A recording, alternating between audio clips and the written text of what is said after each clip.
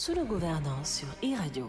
Sous nos gouvernances, une initiative du think tank citoyen de l'Afrique de l'Ouest WATI en collaboration avec le Forum civil du Sénégal et Open Society Foundation. Sous nos gouvernances donne la parole à de jeunes Sénégalais qui nous parlent de leur perception de la gouvernance des ressources publiques au Sénégal, mais aussi de leurs attentes et aspirations pour le Sénégal de demain. Sous nos gouvernances, c'est du lundi au vendredi sur e-Radio 90.3, sur nos antennes régionales et sur nos plateformes digitales. Je suis Mohamed Rassoul Ndiaye, étudiant en sciences politiques et relations internationales au groupe ISM de Dakar, plus particulièrement au Madiba Leadership Institute. J'ai 20 ans et je suis étudiant.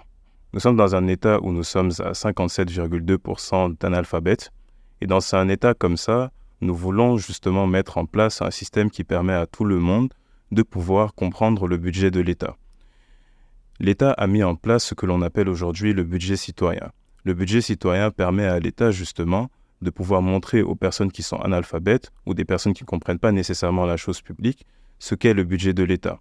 Ce système permet aussi aux individus de pouvoir, entre guillemets, sanctionner l'État. Donc on comprendra justement que cette notion relève de la démocratie. Dans un État où il n'y a pas une bonne démocratie, dans un État où on constate des dérives autoritaires, ce n'est pas possible que ce système puisse perdurer, alors que dans la théorie, ce système est bien rodé. Donc je pense que tout ceci nous ramène à des questions de gouvernance. Et j'irai même beaucoup plus loin, je dirais aussi que les ressources publiques, aujourd'hui, c'est une question aussi de système économique, parce que je ne comprends pas comment est-ce que l'État aujourd'hui gère son idéologie économique. Au bout d'un moment, il faut nous dire, parce que il y a un moment où on est socialiste, il y a un moment où on est beaucoup plus capitaliste. Est-ce qu'il faut plus investir dans les hôpitaux? Est-ce qu'il faut investir dans un TER?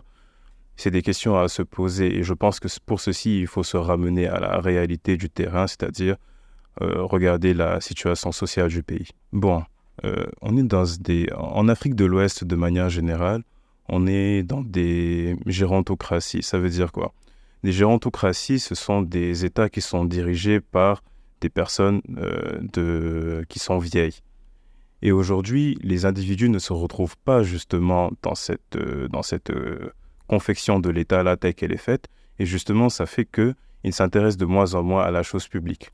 À mon avis, ce que les États font aujourd'hui, comme ils sont aujourd'hui aux frontières du Maroc, à vouloir arrêter les migrants, à vouloir les tabasser, je pense que ce n'est pas la solution. Parce que aujourd'hui, je pense qu'il faut se poser la question de savoir pourquoi est-ce que concrètement les gens partent. Il faut se poser cette question.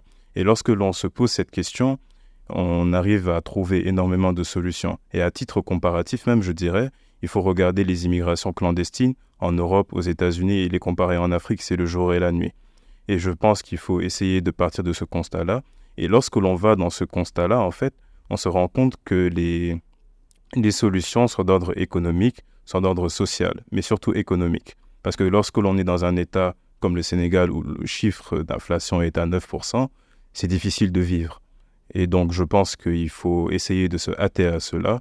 Et lorsque l'on trouvera des solutions à cela, on pourra justement arriver à ce que les gens partent de moins en moins et prennent de moins en moins la Méditerranée et le désert de Libye.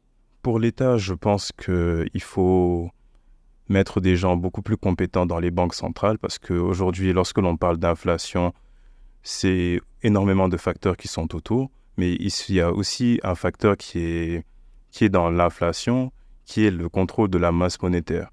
Et lorsque l'on contrôle mieux la masse monétaire, il y a beaucoup moins d'inflation. Lorsque l'on peut contrôler nos investissements par nous-mêmes, on peut contrôler l'inflation. Lorsque l'on promouvoit l'entrepreneuriat local au lieu de les laisser dans l'informel, de les aider parce qu'il y a des structures qui sont faites pour les PME, mais bon, je ne vois pas vraiment leur impact aujourd'hui. On se dirait même limite qu'ils sont là que pour être une sorte de société écran pour l'État, pour faire genre, ils sont là, mais on ne les voit pas vraiment, en tout cas dans l'action. Ça, c'est ma recommandation pour l'État, de renforcer les banques centrales.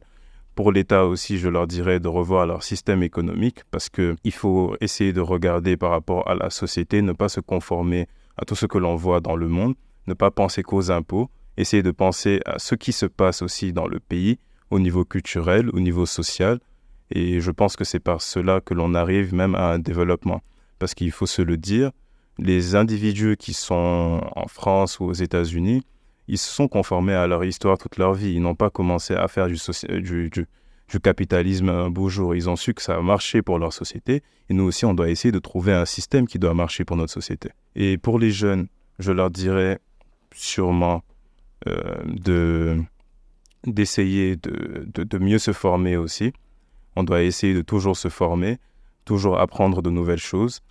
Et il faut aussi savoir que le chemin de la mer n'est sûrement pas la solution par rapport à la pauvreté que l'on vit et que l'on doit essayer nous-mêmes de trouver peut-être des solutions parce que c'est très risqué. Il y a les courants, il y a les vagues dans la mer qui peuvent nous emporter et nous tuer comme nous pouvons le voir aujourd'hui.